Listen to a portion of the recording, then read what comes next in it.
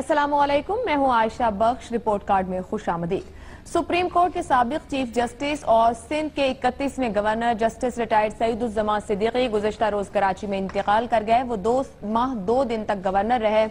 اب بعد کی صورتحال میں ایک جانب تو سندھ کی فضا سوگوار ہے، تو وہیں مسلم لیگ نون کے رہنماؤں کی جانب سے سندھ کی گورنرشپ کے لیے لابنگ کا سلسلہ شروع ہو گیا۔ میڈیا رپورٹس کے مطابق کچھ نام سامنے بھی آ رہے ہیں جن شخصیات کے ناموں پر غور کیا جا رہا ہے، انہی میں سے ایک نام مسلم لیگ نون سے سینیٹر مشاہد اللہ خان کا ہے، جنہیں اس عہدے کے لیے اہم تصور بھی کیا جا رہا ہے۔ لیکن اگر ان کی سیاست کا اور گزشتہ کچھ عرصے کی صورتحال کا جائزہ لیا جائے تو مشاہد اللہ خان پیپلز پارٹی کے بہت بڑے ناقد دکھائی دیتے ہیں، سخت الفاظ استعمال کرتے رہے گزشتہ کچھ دنوں میں۔ کچھ عرصے میں ہم نے دیکھا نہ صرف پارلیمنٹ کے اندر بلکہ پارلیمنٹ کے باہر بھی سینیٹر مشاہد اللہ خان صاحب سندھ میں پیپلز پارٹی کی بیڈ گورننس اور مبینہ کرپشن پر بات کرتے رہے ہیں، بیانات دیتے رہے ہیں۔ دوسری جانب ماضی میں اسٹیبلشمنٹ سے بھی ان کے تعلقات خوشگوار نہیں رہے ہیں۔ مسلم لیگ نون کے اسی دور حکومت میں اپنے ایک متنازع بیان یا ایک نشریاتی ادارے کو دیے گئے انٹرویو کی وجہ سے انہیں اپنی وزارت سے بھی ہاتھ دھونا پڑے تھے۔ صبح سندھ کے نئے گورنر کی تقرری ہونا ہے، آئندہ 1-8 دن کے اندر سینیٹر مشاہد اللہ خان کے سیاسی کریئر کو سامنے رکھا جائے، اسی معاملے پر سوال رکھیں گے۔ پینل میں ہمارے ساتھ اسلام آباد اسٹوڈیو میں ماروی سرمد صاحبہ، بابر ستار، شہزاد چودھری، سلیم صافی صاحب، کراچی اسٹوڈیو سے مظہر عباس اور یہاں میرے ساتھ لاہور اسٹوڈیو میں حفیظ اللہ نیازی۔ رپورٹ کارڈ کا پہلا سوال، نئے گورنر سندھ کی تعیناتی، کیا مشاہد اللہ خان موزوں امیدوار ہوں گے؟ اگر آپ سمجھتے ہیں کہ مسلم لیگ نون کے لیے ایک بہترین اور موزوں امیدوار کے طور پر سامنے رہیں گے اور ان کو یہ عہدہ دیا جا سکتا ہے گورنر سندھ کا، تو آپ ہاں کا آپشن لے سکتے ہیں۔ اگر آپ اتفاق نہیں کرتے اس بات سے کہ سینیٹر مشاہد اللہ خان کو گورنر سندھ کا یہ عہدہ دیا جانا چاہیے، تو آپ نہیں کا آپشن لے سکتے ہیں۔ مظہر عباس صاحب۔ نہیں، میرا جواب تو نہیں میں ہوگا، اور اس کی یہ وجہ نہیں کہ مشاہد اللہ بہت ہی متحرک سیاستدان ہیں، مسلم لیگ کے بڑے اور نواز شریف صاحب کے بہت ہی قابل اعتماد ساتھی ہیں، لیکن جن تنازعات کا شکار وہ رہے خاص طور پہ سندھ کے کانٹیکس میں، غالباً ان کا نام، میرا نہیں خیال کہ ان کا نام انڈر کنسیڈریشن بھی ہوگا۔ اگر ہوا، یہ نام آیا تو بہت بڑا سرپرائز ہوگا اور اس کے بہت زیادہ ریپرکشنز بھی ہوں گے۔ ایک وجہ آپ نے بتا دی پاکستان پیپلز پارٹی کے حوالے سے، پیپلز پارٹی کو یقیناً ان کی جو رائے پیپلز پارٹی کے بارے میں ہے تو پیپلز پارٹی کے حلقے میں تو اس کو پسندیدگی سے نہیں دیکھا جائے گا۔ میرا اپنا یہ خیال ہے کہ ایک بہت ہی ویٹرن مسلم لیگرز ہیں، ان کا نام سب سے اسٹرانگلی کنسیڈر کیا جا رہا ہے، جو کہ نان کنٹروورشل بھی رہے ہیں، ان پہ سندھ حکومت یا پیپلز پارٹی کو کوئی اعتراض بھی نہیں ہوگا، اردو اسپیکنگ بھی ہیں اور صدر مملکت سے بھی قریب رہے ہیں، وہ پرانے مسلم لیگ کے وہ ہیں۔ ایسے ہی آدمی کو غالباً میاں نواز شریف لانا چاہیں گے، کسی ایسے کو نہیں لانا چاہیں گے، جیسے نہال ہاشمی کا نام آ رہا ہے، مشاہد اللہ کا نام آ رہا ہے، جن کو انہیں مین سٹریم پولیٹکس میں، مرکز میں ان کی زیادہ ضرورت ہے۔ اس لحاظ سے غالباً مشاہد اللہ کا نام مجھے نہیں لگتا کہ وہ اس جو پوزیشن ہے اس میں لا کر ان کو وہ ضائع کرنا چاہیں گے، کیونکہ گورنر کی ایس سچ کوئی پوزیشن، کوئی ان کی اتھارٹی ہوتی نہیں ہے۔ تو مشاہد اللہ جیسے آدمی کو تو انہیں چاہیے کہ وہ ٹیلی ویژن پہ رہیں، وہ زیادہ متحرک رہیں۔ گورنر کی حیثیت سے ظاہر ہے کچھ لیمیٹیشنز ہو جائیں گی، بہت سی چیزیں نہیں ہوں گی۔ پھر جو یہاں کے معاملات ہیں، سندھ آپریشن ہے، کراچی آپریشن ہے، ایپیکس کمیٹیز ہیں، یہ ساری چیزیں وہ ہیں کہ جس میں غالباً مشاہد اللہ فٹ نہیں ہوتے۔ ٹھیک، مظہر صاحب نہیں کا آپشن لے رہے اور کچھ وجوہات بھی سامنے رکھی ہیں۔ نیازی صاحب، کیا مرکزی سیاست میں وہ اپنے کسی اہم سیاستدان کو ضائع نہیں کرنا چاہیں گے یا وہ صوبے کی مرضی بھی دیکھ کر کسی کو تعینات کریں گے؟ آپ کیا آپشن دیں گے؟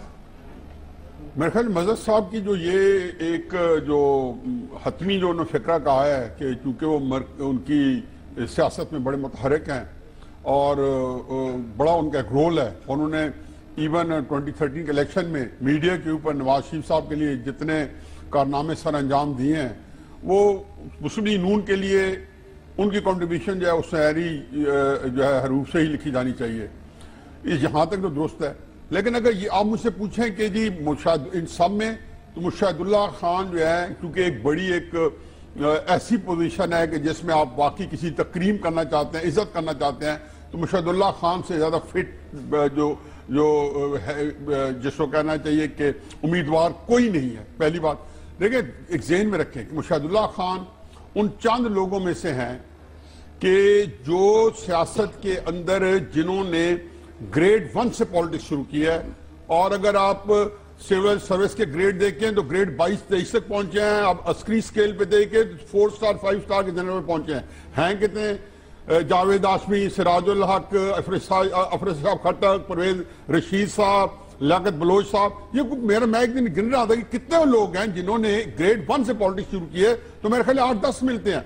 फिर उसके बाद इतना मौसर हो रहा है और इतना इफेक्टिव लीडर है। मैं कोई इस बात को खाते में नहीं लाता हूं कि वो कंट्रोवर्शियल बातें करते रहे, जब आप साथ साथ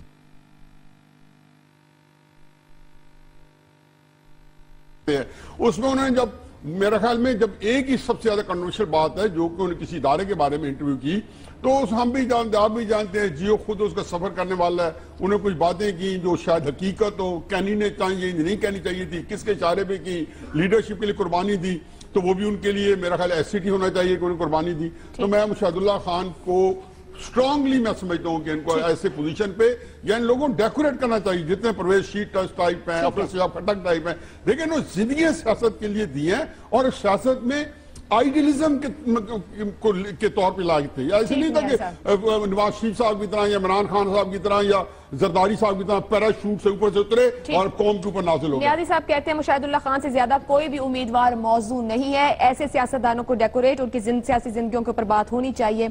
शहजाद चौधरी साहब, आप क्या ऑप्शन लेंगे और जो गुफ्तगू सुन रहे हैं किस तरह से कॉमेंट करेंगे? देखिए, मैं तो ये सवाल देख के आज थोड़ा हैरान हुआ कि रिपोर्ट कार्ड क्या कोई रिकमेंडेशन देना चाहता है या किसी का रास्ता रोकना चाहता है। दोनों सूरतों में कमेंट करना मुशाहिदुल्लाह खास तौर पे एक शख्सियत पे उसके लिए मुश्किलात खड़ी कर देगा। लेकिन मुझे ये कहने दीजिए कि जितना मुशाहिदुल्लाह खान को मैंने देखा है और उसके बावजूद कि उनकी पर्सनालिटी में बहुत सारे रंग हैं जिनका जिक्र हुआ, मेरा ख्याल है बहुत ही एक मुतासर कुन सियासी वर्कर हैं। इसमें कोई शक नहीं कि उन जितना इफेक्टिव PMLN का दिफा करने वाला और सियासी तौर पर उनकी पोजीशन को वाजे करने वाला सेनेट के अंदर या मीडिया पे मेरे ख्याल में कम ही है PMLN के अंदर जो कि इस किस्म का रोल जिन्होंने अदा किया। और उसमें उनके कुछ इख्तलाफात भी रहे, लेकिन वो इख्तलाफात उनकी काबिलियत को छुपाने या ढांपने का कोई जरिया नहीं बनते। हैविंग सेड दैट, मैं ये कहना चाहता हूं कि देखिए, ये एक ऐसा मौका होता है गवर्नर लगाना कि आपने रिकग्नाइज करना है लोगों को, और रिकग्निशन ये मौका है हुकूमत के लिए जहां पर आप अपने जो एजुकेशनिस्ट्स हैं, जो सिविल सर्वेंट्स हैं, जो कि सिविल सोसाइटी के बड़े चीदा लोग हैं, जिन्होंने बेइंतहा सर्विसेज और खिदमात अंजाम दी हैं पाकिस्तान के लिए पिछले इतने सालों के अंदर अपने पूरे चीज़ों, उन लोगों को इस वक्त रिकग्नाइज किया जाए और उनको ला के गवर्नर बिठाया जाए। गवर्नर का रोल बिल्कुल एक सेरेमोनियल होकर रह चुका है, और उसकी वजह यह है कि जब तक आपको प्रोविंशियल असेंबली वहां की नहीं रेकमेंड करती गवर्नर रूल अब नहीं लग सकता। इसलिए गवर्नर का कोई मुझे सियासी रोल भी बहुत कम या एडमिनिस्ट्रेटिव रोल भी बहुत कम नजर आता है। तो ऐसे वर्कर्स को क्यों ज़ाया किया जाए ऐसी चीज़ों के अंदर जहां पर कि वो एक बहुत एक इफेक्टिव रोल अपना अदा कर रहे हैं सियासत के अंदर। बाहर सूरत ये ऐसा फैसला है जो कि हुकूमत वक्त को करना है, नवाज शरीफ साहब को करना है।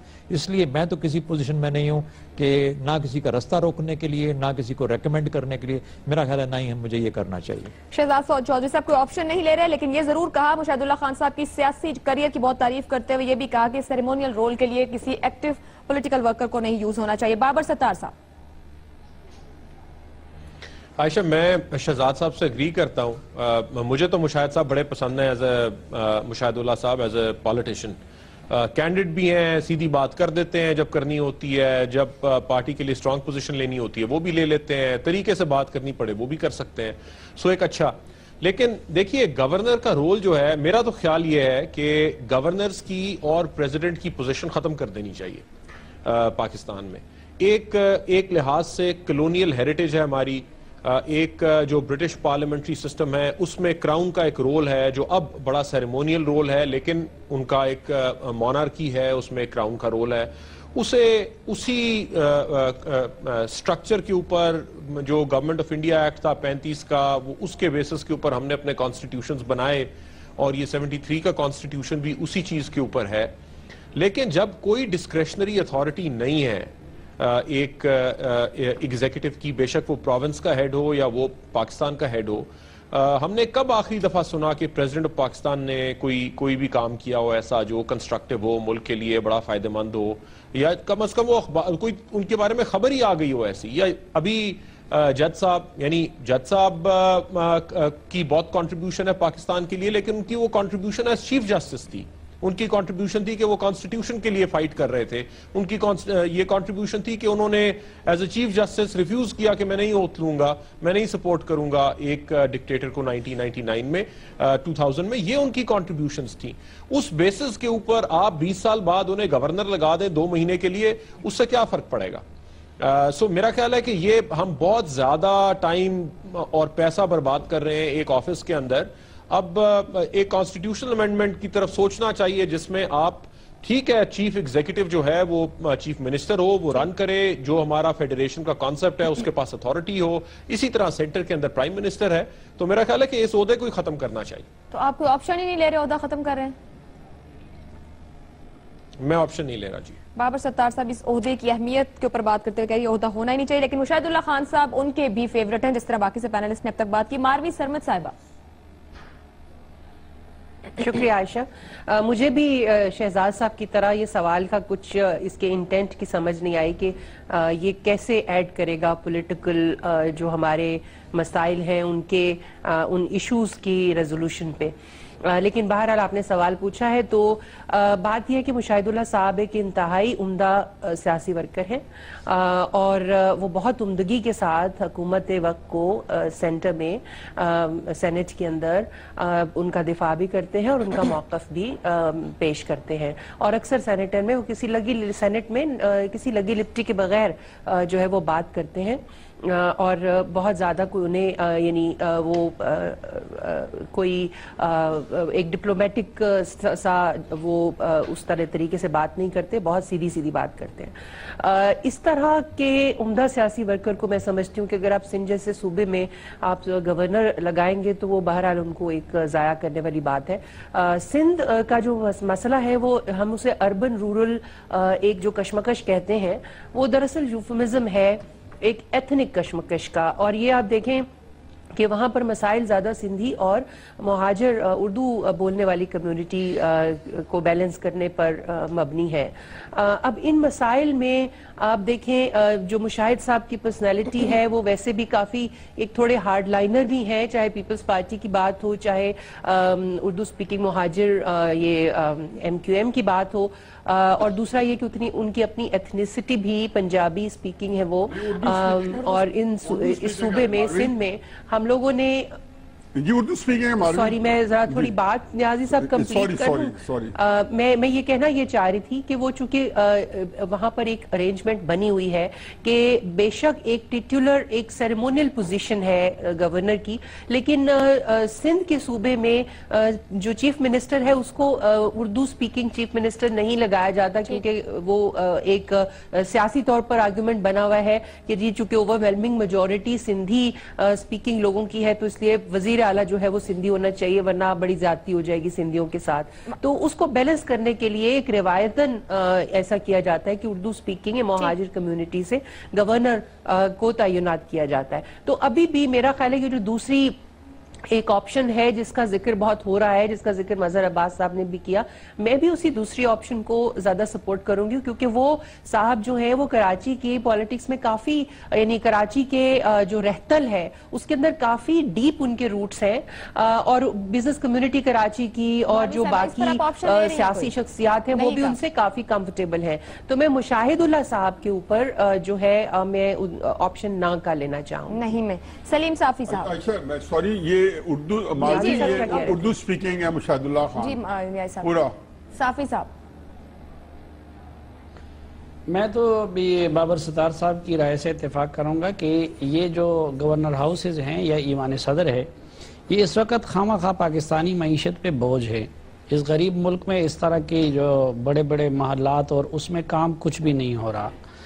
تو میں تو پہلے یہ سجیسٹ کروں گا کہ گورنر کے مناصب کو اور پریزیڈنٹ صدر کے منصب کو ختم کر دینا چاہیے. اگر پارلیمانی سسٹم ہے تو بس پھر ٹھیک ہے پرائم منسٹر اور وزراء اعلیٰ چلائیں. دوسرا ابھی دیکھیں کہ جو تھوڑی بہت ان مناصب کی وقت تھی وہ بھی اس حکومت نے ختم کر دی ہے.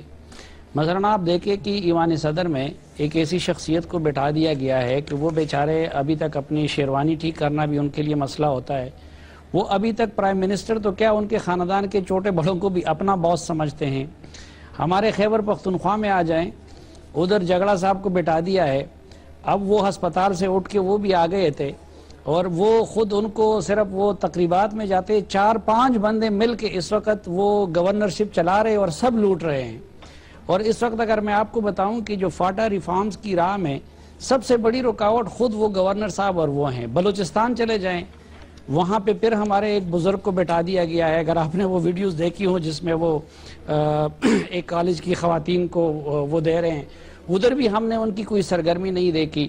اچھا, سندھ میں انہوں نے ایک یعنی بڑے معزز شخصیت تھے, بڑی قابل قدر شخصیت تھی, اللہ ان کو غریق رحمت کرے.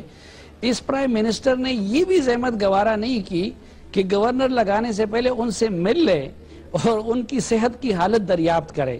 اور بیچارے جو ہے وہاں سے ہسپیٹل پہنچے. تو اس حکومت نے خود ان مناصب کے ساتھ جو سلوک کیا ہے, پہلے بے اختیار تھے, اب بے وقت بھی ہو گئے ہیں. اس لیے میں تو سمجھتا ہوں کہ اس طرح کے کسی بندے کو, ایک پولیٹیکل ورکر کو وہاں ضائع کرنے کی بجائے یہ منہ ہونی چاہیے کہ یہ گورنر کے مناصب کو اور صدر کے مناصب کو اس کو ختم کر دیا جائے. ٹھیک, صافی صاحب بھی کوئی آپشن نہیں لے رہے, لیکن یہ بات کر رہے ہیں کہ یہ عہدے جو ہیں گورنر اور صدر کے, ہاں اگر لگانا ضروری ہو بہت زیادہ, دیکھیں اگر بہت زیادہ ضروری ہو تو وہ مظہر صاحب سے پوچھ لیا جائے, وہ بھی جانتے ہوں گے. کیا بات ہے آپ کی, جو باقی لوگ ہیں ان میں دہی بھلے کون اچھا بنا سکتا ہے, ہمارا سوال تھا نئے گورنر سے ان کی تعیناتی کیا مشاہد اللہ خان موضوع بنا دیا جائے. ٹھیک ہے صافی صاحب, ہمارا پورے کا پورا جو پینل ہے رپورٹ کارڈ کا, مشاہد اللہ خان صاحب جیسے بھی بات بھی کچھ لوگوں نے کی کہ کیا ان کے حق میں جا رہا ہے یا خلاف, مطلب ان کو کوئی روکنا چاہ رہا ہے, لیکن پورا پینل رپورٹ کارڈ کا بڑا فین نظر آتا ہے. بابر صاحب نے تو کہہ دیا مجھے بہت زیادہ پسند ہے, تمام لوگوں نے کہا, لیکن یہ جو رائے سامنے آئی ہے کہ گورنر اور جو صدر کا عہدہ ہے بالکل سیریمونیل ہو کر رہ گیا ہے, کوئی اس کا کام نہیں ہے, اس لیے یہ عہدے ختم ہو جانے چاہیے. ایک یہ تجویز سامنے, اور دوسری یہ کہ کسی ایکٹیو سیاسی ورکر کو جو کہ کام دیتا ہو اور بہت مستعد دکھائی دیتا ہو سیاست کے میدان میں, اسے ایسے سیریمونیل عہدے پر نہیں لگانا چاہیے. بریک پہ جا رہے ہیں, بریک سے واپس آئیں گے. تو گزشتہ روز کا وزیر اعظم کا بڑا اہم بیان, بڑا اہم خطاب جو انہوں نے راج کٹاس میں کیا اور وہاں بڑی اہم باتیں کی, اسی پر ہمارا سوال رہے گا پینل سے. پینل کی رائے جاننے کے لیے آپ ہمارے ساتھ رہیے.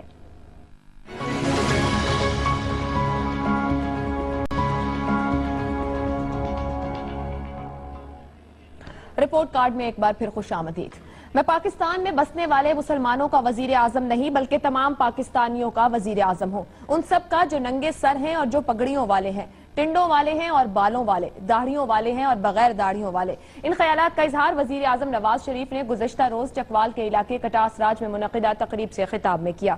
وزیر اعظم نے مزید کہا کہ قرآن پاک میں الحمدللہ رب العالمین کہا گیا ہے, رب المسلمین نہیں.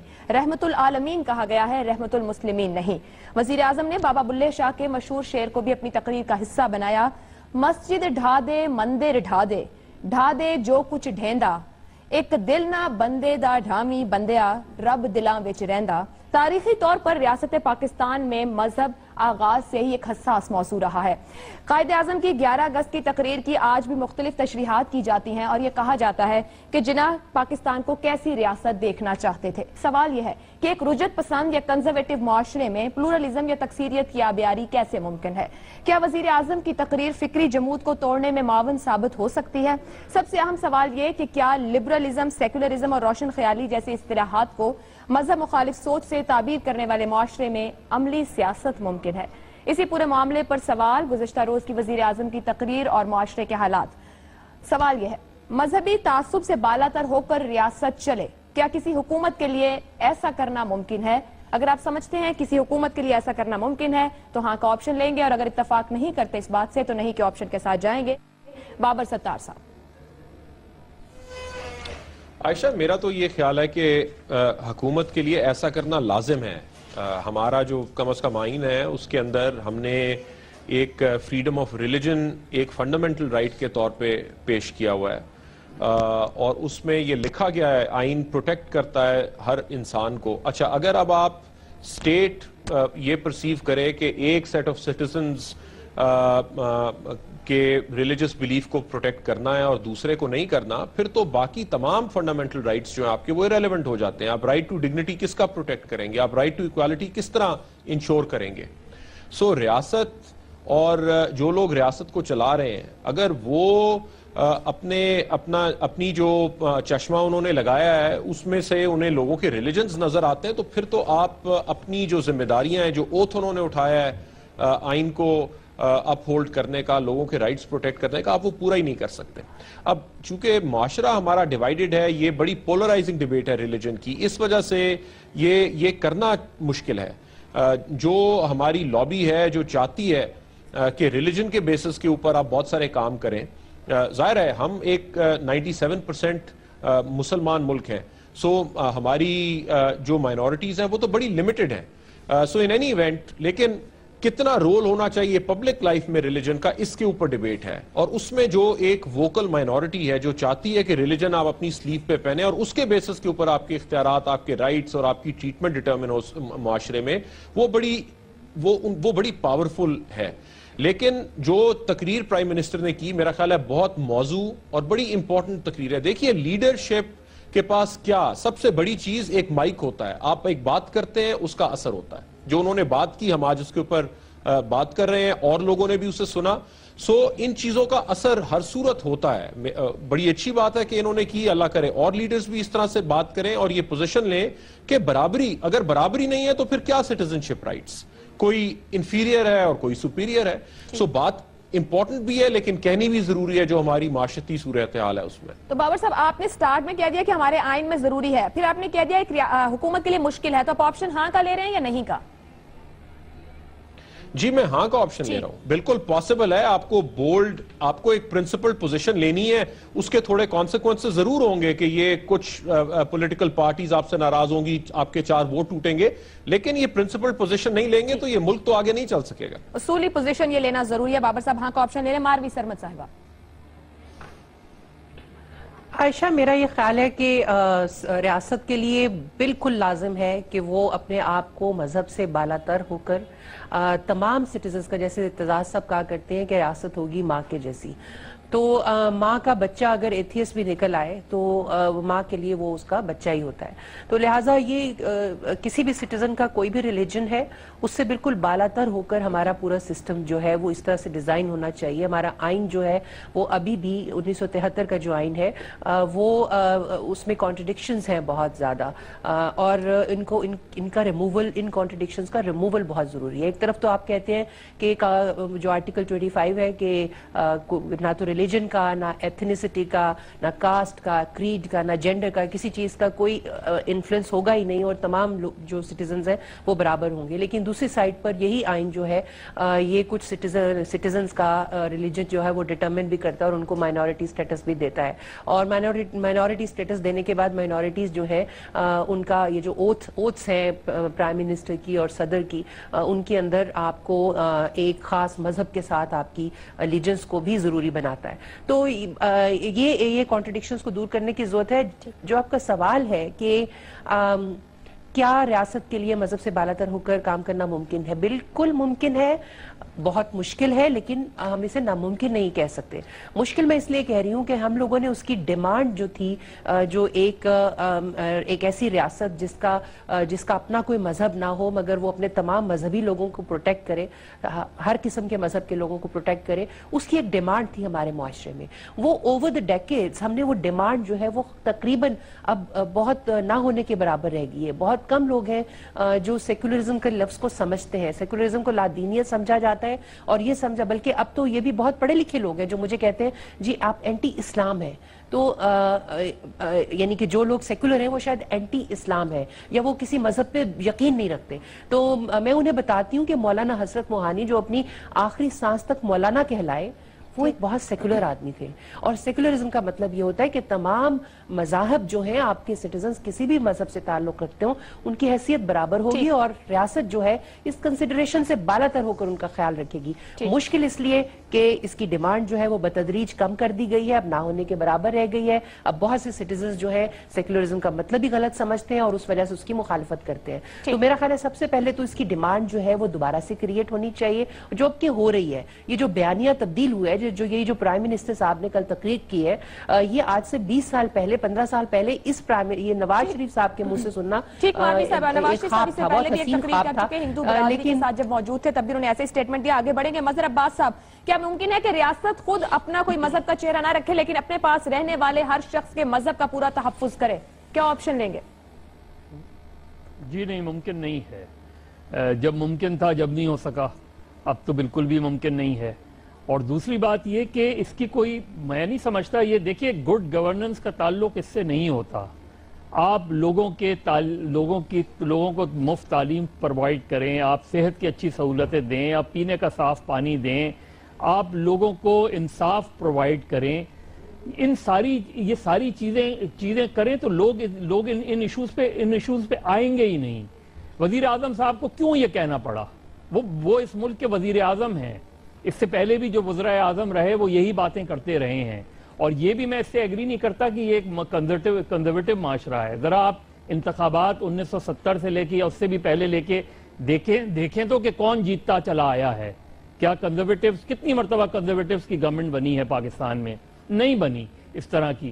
تو یہ میرا خیال ہے اس بحث میں پڑے بغیر اصل چیز یہ ہے کہ آپ کانسٹیٹیوشنلی ملک کو چلائیں, اچھی گورننس قائم کریں, لوگوں کو سہولت پرووائڈ کریں. لوگوں کا کیوں جمہوریت سے اعتماد اٹھتا جا رہا ہے؟ لوگ کیوں جمہوریت سے کٹتے جا رہے ہیں؟ لوگ کیوں نہیں, ووٹنگ ٹرینڈز کیوں ختم ہوتے جا رہے ہیں, کیوں کم ہو رہے ہیں؟ ماں سوائے 2013 میں جس میں ہم نے دیکھا عمران خان ایک نئے ووٹرز کو لے کر آئے. اس کی وجہ یہی ہے کہ لوگوں کے لیے یہ بحث امپورٹنٹ نہیں ہے. لوگوں کے لیے امپورٹنٹ یہ ہے کہ آپ میرے بنیادی جو مسائل ہیں ان کو حل کریں, وہ آپ ان کو حل کریں. یہ میرا خیال ہے یہ بحث وہ نہیں ہے. اور نہ ہی میرا خیال ہے ایک ایسے معاشرے میں جو انتہائی انٹالرنٹ ہو گیا ہے, ایک بہت زیادہ کشیدگی بڑھ گئی ہے, اس میں اس بحث کو آگے بڑھنا ہی نہیں چاہیے. بحث صرف یہ ہونی چاہیے کہ جو بھی حکومت آئے وہ اچھی مثالیں قائم کرے, اچھی گورننس قائم کرے, لوگوں کو بنیادی سہولتیں پرووائڈ کرے. سلیم صافی صاحب. دیکھیے ماروی صاحبہ نے بالکل درست فرمایا کہ بعض لوگ یہاں پہ سیکولرزم کا غلط مطلب لیتے ہیں اور سیکولرزم کو مس انڈرسٹوڈ کیا جا رہا ہے. اسی طرح ریاست کے حوالے سے مذہب کے کردار کو بھی مس انڈرسٹوڈ کیا جا رہا ہے. بعض لوگ اس کو نہیں سمجھتے. میں سمجھتا ہوں کہ مذہبی تعصب سے تو بالاتر ہونا چاہیے ریاست کو, لیکن پاکستان جیسا ملک وہ مذہب سے آزاد نہیں ہو سکتا. اس کی ریاست ایک ایسی ریاست جس کے بانی نے پاکستان کا مطلب کیا لا الہ الا اللہ کی بنیاد پہ ملک بنایا تھا, جس کے اتنے % لوگ مسلمان ہیں, تو ظاہری بات ہے جتنے یہاں کے لوگوں میں مذہب ہوگی اتنی اس کی ریاست میں بھی اس کی جھلک ہوگی. تو آپ یہاں کے ریاست کو مذہب سے مطلق آزاد نہیں کر سکتے. ہاں مذہبی بنیادوں پہ تعصب نہیں ہونا چاہیے, مذہبی بنیادوں پہ کسی اقلیت کا استحصال نہیں ہونا چاہیے, اور مذہب ہی کی یہ تعلیم ہے کہ سب کو جینے کا حق دیا جائے, سب کو ان کے مذہب کے مطابق عمل کرنے کی اجازت دی جائے. دوسرا جو موجودہ حکومت کا معاملہ ہے تو میں نہیں سمجھتا کہ یہ حکومت ایسا کر سکتی ہے. اب پرائم منسٹر صاحب نے کہا کہ وہ ہندوؤں کے بھی وزیر اعظم ہیں, وہ سکھوں کے بھی ہیں, وہ سب کے ہیں. حالانکہ فیکچول پوزیشن تو یہ ہے کہ وہ تمام پاکستانی مسلمانوں کے بھی وزیر اعظم نہیں ہے. وہ رویے سے صرف لاہور سے لے کے پنڈی تک ایک مخصوص علاقے کے وزیر اعظم بنے ہوئے ہیں. ان کا رویہ نہ بلوچوں کے وزیر اعظم کا ہے, نہ سندھیوں کے وزیر اعظم کا ہے, نہ گلگت بلتستان کے وزیر اعظم کا ہے. پھر یہ ہے کہ ان کے ارد گرد وہ لوگ جمع ہے. مثلا جو ابھی یہ پچھلے دنوں ساجد میر صاحب جو ہے وہ ان کے سینیٹر ہے. پاکستان کے اندر میڈیا میں طالبانائزیشن کو سب سے زیادہ فروغ جس نے دیا ہے, ان کو گلیمرائز کیا ہے, وہ عرفان صدیقی صاحب ہے. میرے خیال میں کل بھی اس تقریر میں شاید ان کا انپٹ ہوگا, وہ ان کے اس معاملے میں ایڈوائزر ہے. تو ایک بندہ جب اس طرح کے لوگوں میں گرا ہوا, پھر ان کی اپنی سیاست کی اٹھان جنرل ضیاء الحق کے دور سے ہوئی ہے, پھر IGI میں دیکھے ان کے ساتھ اس طرح کے لوگ تھے. یہ تو اب سیاسی مسئلاتوں کے تحت جو ہے وہ بات کبھی کیا کر دیتے کبھی کیا کر دیتے. یہ میرے خیال میں کل یہ ہوا تھا کہ دیکھیں صدیق الفاروق صاحب جو ہے وہ زیادہ پڑھے لکھے انسان ہیں, اور وہ آج سے کئی سال پہلے پرائم منسٹر کے سپیچ رائٹر تھے. کل چونکہ وہ میزبان تھے تو میرے خیال میں تقریر انہوں نے لکھی تھی, اس لیے پرائم منسٹر کی تقریر میں بھی ہمیں کچھ اور جھلک نظر آئی. سوال کے جواب پہ آئے نا, مذہبی تعصب سے بالا تر ہو کر ریاست چلے. آپ نے اپنی گفتگو میں خود کہا کہ مذہبی تعصب سے اوپر ہو کر ریاست کو ہونا چاہیے, تو کیا حکومت کے لیے ایسا کرنا ممکن ہے؟ آپ ہاں کا جواب لے رہے ہیں. دیکھیں, ریاست کو مذہبی تعصب سے بالا تر ہونا چاہیے, لیکن مذہب سے وہ آزاد نہیں ہو سکتا. جو آپ کا سوال ہے وہ یہ حکومت 1000 سال میں بھی نہیں کر سکتی. میں پوچھ رہی ممکن ہے, میں یہ نہیں کہہ رہی حکومت کاری نہیں, ممکن ہے ہاں یا نہیں؟ اس حکومت کا بھی نہیں کہہ رہی, کسی ان حالات میں تو قطعاً ممکن نہیں ہے. جب ایک طرف آپ کے ساتھ ہندوستان ہو جہاں ایک ایکسٹریم مذہبی حکومت ہو, دوسری طرف آپ کے ساتھ ایران ہو جہاں ایکسٹریم مذہبی فرقوارانہ حکومت ہو, تو آپ کو انوائرمنٹ کو بھی دیکھنا ہوگا, اور پاکستان کے اس میں بھی. تو ان حالات میں مجھے ممکن نظر نہیں آ رہا. شہزاد صاحب دیکھیے, میری نظر میں تو مذہب جو ہے وہ ریاست کا کوئی مذہب نہیں ہوتا. گو کہ پاکستان کے خصوصی معاملات ہیں, اور سلیم صافی صاحب نے اس کا ذکر کیا, تو وہ کچھ ہماری بنیادوں میں مذہب کا ایک رول ضرور رہا ہے, لیکن جو کلاسیکل ڈیفینیشن ہے اس میں ریاست کا کوئی مذہب نہیں ہوتا. حکومتیں پاکستان کے کانٹیکس میں یا کبھی کم مسلمان ہوں گی یا زیادہ مسلمان ہوں گی. معاشرے کا اپنا ایک مذہبی رجحان ہو سکتا ہے, کم یا زیادہ. اچھا, لیکن اب اگر سوال کی جو بناوٹ ہے اس کے حساب سے دیکھا جائے تو لگتا یوں ہے جیسے کہ ہم یہ ڈٹرمن کرنے کی کوشش کر رہے ہیں کہ مذہب کو کس طریقے سے سیپریٹ کیا جا سکتا ہے گورننس کے ایشو سے یا حکومت سے یا سیاست سے. یہ ہے بنیادی سوال جو کہ ہمارے ہاں بڑے عرصے سے ایک بحث میں بنی ہوئی ہے. میرا خیال ہے پاکستان کے اندر اس کا جو جواب ہے ہمارے آئین کے اندر بالکل واضح طور پر بنا دیا گیا. اب وہ مجبوری کے تحت آبجیکٹو ریزولوشن فوراً آ گئی, قائد اعظم کی ڈیتھ کے فوراً بعد پہلے پرائم منسٹر کے نیچے, اس کو ضیاء الحق نے آئین کا حصہ بنا دیا. اس کے بعد اس میں ترامیم مختلف قسم کی آتی گئیں اسی آئین کے اوپر, اور آج ایک شکل میں موجود ہے. اچھا, اس کو 18ویں ترمیم کے اندر بھی ہم آبجیکٹو ریزولوشن کو ہلا نہیں پائے. اس کی مجبوریاں اپنی سیاسی مجبوریاں ہیں, اور مختلف اور چیزیں بھی ہو سکتی ہیں. 62-63 کو ہاتھ نہیں لگا پائے, یہ بھی انڈیکیٹ کرتا ہے صادق اور امین, یعنی ان دو الفاظ کو چھیڑنا نکالنا ہی تقریباً 18ویں ترمیم کے اندر یا کسی ایسی ترمیم میں مشکل ہے. تو کہنے کا مطلب یہ ہوا کہ یہ وہ حقائق ہیں جو کہ پاکستان کے جو سیاسی اور معاشرتی کلچر ہے اس کو. لیکن بات بنیادی کیا ہے؟ شدت پسندی. اس کا مقابلہ کیا سیکولرزم سے کرنا ہے؟ جب بھی آپ ایک ایکسٹریم سوچ لے کے آئیں گے تو اس کی ضد پیدا ہوگی, چاہے وہ مذہبی شدت پسندی ہوگی یا لبرل شدت پسندی ہوگی, اس کی ضد ضرور کریٹ ہوگی. تو بہتر ہے کہ پاکستان کا آئین اس کا بہترین اور جامع گائیڈ ہے. اور جو مظہر عباس صاحب نے کہا کہ اگر آپ سوشل اور اکنامک پروگرس لے کے چلیں تو شدت پسندی آٹومیٹکلی زائل ہونا شروع ہو جائے گی. اس رستے پہ ہم چلتے نہیں ہیں, اور ہم اس کے اوپر امپوز کرتے ہیں مختلف قسم کے سٹرکچرز. ایسا کرنا ممکن ہے؟ جی ممکن ہے, کیوں نہیں ممکن ہے, لیکن آئین کے مطابق, میں کہہ رہا ہوں آئین کے مطابق چلنے آئین کے مطابق. آئین بالکل ایک بڑا اچھا بیلنس, آئین بیلنس کریٹ کرتا ہے. نیازی صاحب. جی عائشہ, دیکھیں یہ جو پاکستان ریاست ہے یہ ایک بیانیہ تھا. ہم قائد اعظم کی 11 اگست کی تقریر کو بڑی ہائی اسٹیم میں رکھتے ہیں, اور رکھنا بھی چاہیے کیونکہ بڑی وائٹل تقریر تھی. اور یہ اس وقت قائد اعظم نے کی جب پورے ہندوستان میں کشت و خون فساد مچے ہوئے تھے, آگ لگی ہوئی تھی, لوگ ایک دوسرے کو کاٹ رہے تھے. اور بڑی اچھی تقریر کی, اور میرا خیال ہے کہ بیسٹ جو تقریریں آج تک وجود میں آئی ہیں ان میں ایک یہ ہے. یہ پاکستان کوئی مرغی نے انڈا نہیں سینچا تھا 21 دن میں کہ ایک بچہ نکل آیا تھا. یہ ایک بیانیہ تھا. سلیم صاحب نے بالکل صحیح کہا کہ دیکھیں جہاں تک تعلق ہے کہ ریاست کو مذہبی تعصب سے اوپر کام کرنا چاہیے, بالکل کرنا چاہیے. ریاست مانگ کی جیسی ہے, ماروی نے صاحبہ نے کہا بالکل ہے.